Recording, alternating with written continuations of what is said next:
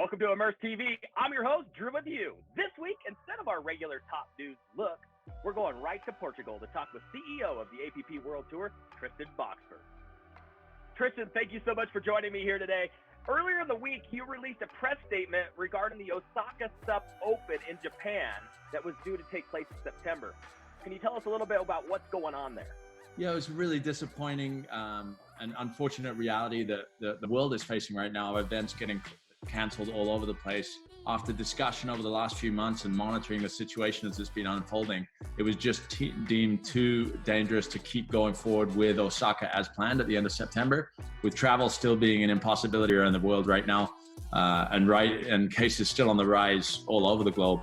It seems a little presumptuous that this is all going to be cleared up by September. Perhaps there could be some local level event that could take place there, and we did explore that possibility. But really, the focus of the event has always been bringing the sport to the people, and that with the current situation just seems the wrong thing to do. So together with the city of Osaka and our partners on the ground in Japan, it was deemed the best thing to do to hold on till next year and build something really great, bring it back next year. So Tristan, for now, what does the rest of the year look like for APP events? Is committed to making sure that we can deliver a full season for surfing and for racing. So we're still working to keep true to that commitment. We're looking at a couple of different options for that opening event. Obviously, Osaka not being able to service that right now at the end of September. We're looking at some options late October, early November. We hope to be able to have some news in the next week or so. And then with regards to the surfing, it's still very much on track as it has been, starting in Portugal in October, Barbados, and then Gran Canaria. But obviously, everything is still very uncertain in the world, and we're watching it as things develop here. Tristan, thank you so much for taking the time to join us here on Immersed TV, and we'll be sure to check back in with you as more details arise for more APP events coming up in 2020. And ladies and gentlemen, don't go anywhere. We're going to take a quick break. When we come back, we have 8 of the top world champions in the world. That's right, I said world twice. That's how good it's going to be. Don't go anywhere. It's Immersed TV.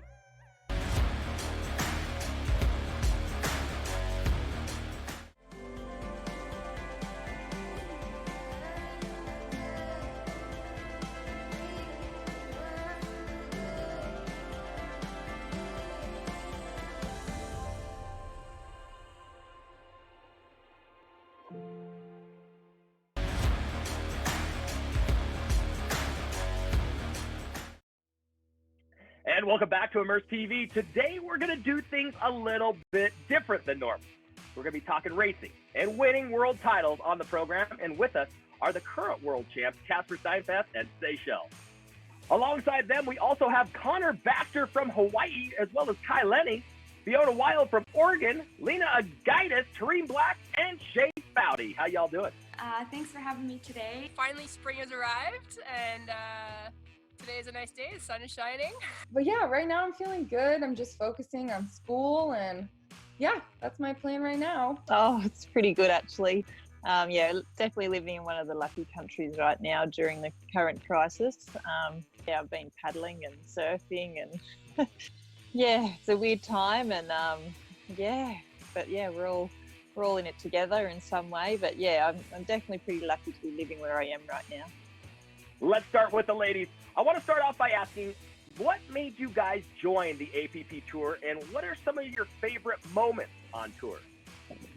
Yeah, I just love surfing, but that year to become the world champion, yeah, I guess it just come about. Like I went to Sunset for the surfing event because I just wasn't going to miss that. I thought that's such a great opportunity. I'd never actually surfed an offshore before, and I just looked at Sunset being a natural footer, and I'm like, oh yeah, I want to surf that wave. And so that was just an awesome experience. And then the Maui event was on a couple of weeks later, and so I just hung out in Hawaii for the month, and it was such an awesome time. But the sprint racing was just so much fun. At Hokipa, we had fun waves, and man, I just want more races like that with sprint racing in the waves.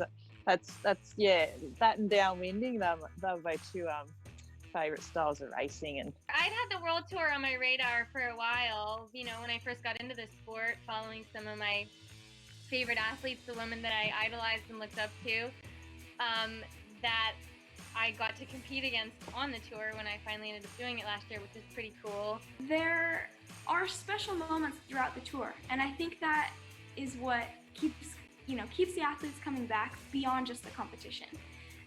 We've been fortunate to go to so many different places, do so many cool trips, but for me, the thing that's always the best are the places that have amazing people and the places that welcome us so much. We've been super fortunate to go to Japan many times, and the culture and the friends that we have in Japan have always been so welcoming to us. And for me personally, as a rider, Starboard Japan has been, so kind for many years. Some of the most memorable moments, I guess, traveling, what was in, I would say, I mean, the stand-up paddle world tour was really incredible because of the places we got to go. I mean, we were always going to the most exotic places any tour stops could go to. It was pretty unreal. I mean, from Brazil to Fiji to Tahiti to France to California, Hawaii. It felt like a very, very complete tour, and then Japan as well. And so I would say one of the funnest things about traveling and doing all those was to every event. A lot of times it was like just trying to coordinate your board, and you'd get on the plane and you'd see it on the tarmac and you'd be praying the thing wouldn't come out in two pieces. Let's move over to Kai and Connor. One of the biggest rivalries in SUP was Kai Lenny and Connor Baxter, and it actually attracted a lot of eyeballs to the sport with a lot of the drama that was going on. Why don't you talk about that rivalry during those times and what your relationship is today? I can remember really focusing on sprinting because I knew that was my strong suit. And because it was like 50-50 with the one race day would be like the long distance, and then it would also be the sprints. I'm like, okay, my goal is to always take out the sprints, and I have to be at least second in the long distance because I was going against Connor mainly. He was like my rival at the time, and it was he was very strong in the long distance, and he was also very strong in the sprints, but I felt like I always had his number on the sprints. Our rivalry really is what made not only tie into the athletes today, but a really big sport, small sport. Once you have a rivalry like that, it's serious. 3 people are taking it that serious, and there's two sides of every story. I think that we pushed a little. That made it fun. It made it interesting. It had plenty of people talking about us in a good way or a bad way. So at the end of the day, especially now that he's in the big wave scene, not competing as much in the stand-up side, our relationship has gone back to how it was back when we were kids. The relationship's fine. I mean, now that we don't really race against each other, it's all good. I think if I was still going toe-to-toe with him, it probably wouldn't be as good. I mean, with Connor, I always like skill and his ability, and most of all, it wasn't really maybe his paddling that was amazing. It was how hard he could push himself. But I think it wasn't even him that was the problem. It was a lot of the people in, surrounding the whole situation that kind of, I think, fueled the fire.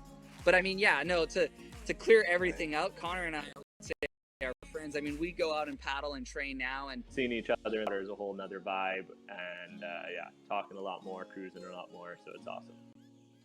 Let's move over to Fiona Wild. And Fiona, you've been on tour a long time, and I take it you must be missing your global family at this point. Why don't you tell us a little bit about it? Absolutely. And I would say that especially now, that I'm not traveling and I'm spending more time at home than I have actually since freshman year of high school. I haven't spent this much time at home. But no, definitely now it shows the importance of the relationships that I've been able to create because of the tour and because of traveling for stand-up paddling. We just kicked it off last year and had a blast. We got to stay together at the rest of the events, called ourselves the Shaka Ladies.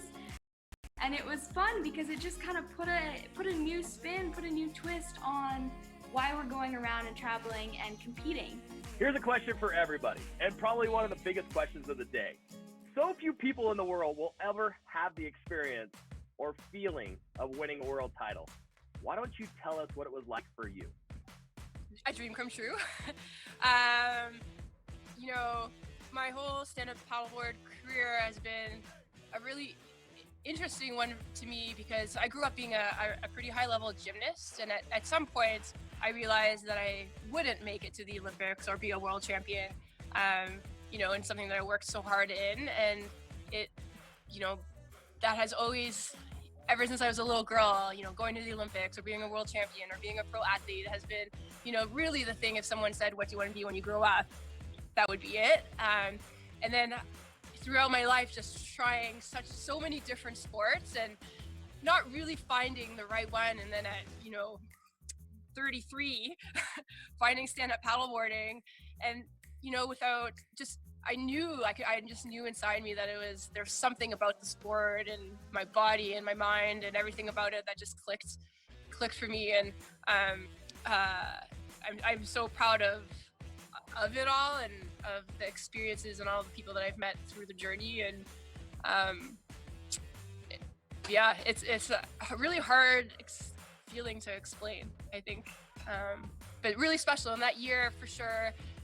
You know, being an ISA world champion, being an APP world champion, and then winning the Battle of the Paddle long distance course, having all of those kind of, you know, and I guess one of the proudest things is that I am a Canadian living in Canada, paddling on flat water. So having kind of been able to accomplish all of those in those different waters was really special to me. When I got into stand-up paddleboard racing, looked at the APP just traveled to awesome locations and put on these really fun events. And I know my first few years competing, I wasn't able to get to the APP events. You know, it was just, I didn't have the funds or the backing to do all the events that I wanted to do back then. But yeah, I always looked at APP and thought, oh, that's a tour that I'd love to be able to compete in all the races, and I think I could do well. So but yeah, it was such an awesome feeling to win the world title that year. It was really cool. Owning the fact and realizing that I got a world title for something I've been working for over 5 years since I was 16 or 15 years old, honestly. I set that goal when I was 15. So the moment I realized, because I'd done the calculations in my head, I realized who I had to beat or what I had to get to in order to get the world title, what minimum amount of points I needed.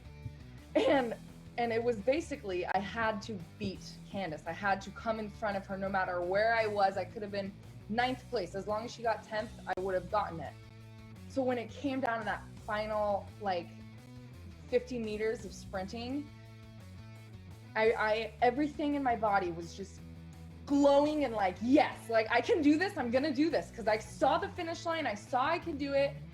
And then once I crossed, it was like the craziest feeling. I just wanted to cry. Like, I cried. I remember looking at Dave and he was crying and I was like, I'm gonna cry. I couldn't feel my toes, but that didn't matter.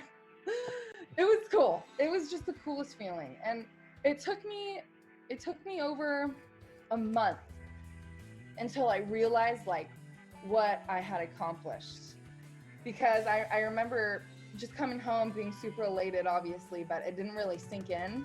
And then I was going for a paddle just right outside of my house, where I always do, and I was sitting in the ocean. I sat on my board, and I was just looking out in the ocean. I realized, like, oh my God, like I am the current world champion for women for stand-up paddling.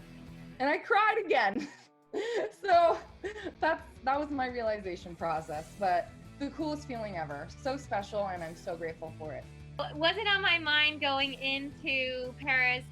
It was on my mind, but I didn't calculate it out.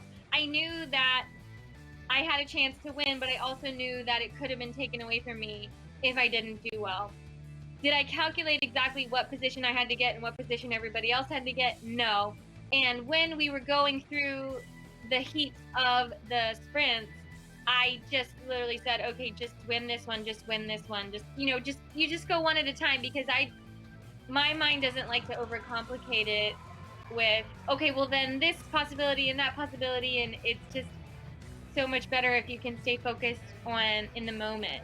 I like putting on a show. I was very emotional, but that was That was, I mean, I just won the world tour. It doesn't really get, for the sport, for last year, it doesn't get better than that. That would be probably my favorite moment of the whole entire year.